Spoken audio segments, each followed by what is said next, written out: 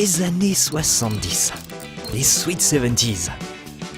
Love, peace, flower power, ça fait rêver. Mais pas que.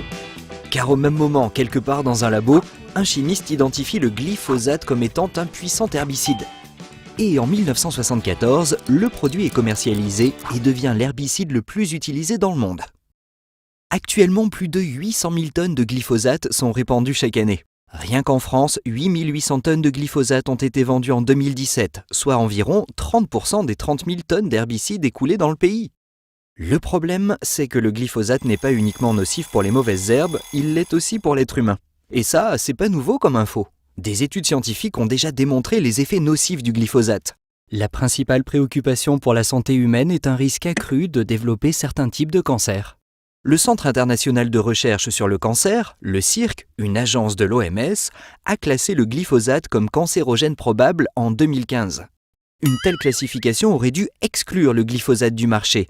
Mais on le verra, ce classement du CIRC et les études académiques ont largement été ignorés au profit des études des industriels, pourtant très critiquables. Pourquoi est-il si difficile de s'informer sur ce sujet ? Déjà complexe par nature, le débat sur le glyphosate a été pollué depuis des années de différentes manières. Des manipulations scientifiques, des pratiques de désinformation, le fichage de personnalités.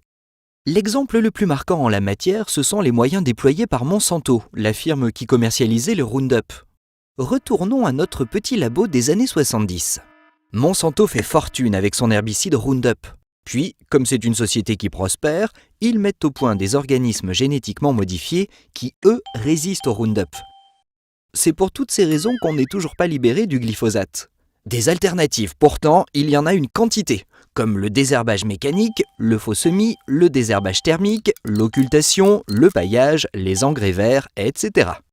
En 2022, les États membres vont devoir dire si oui ou non ils réautorisent cet herbicide au sein de l'Union européenne.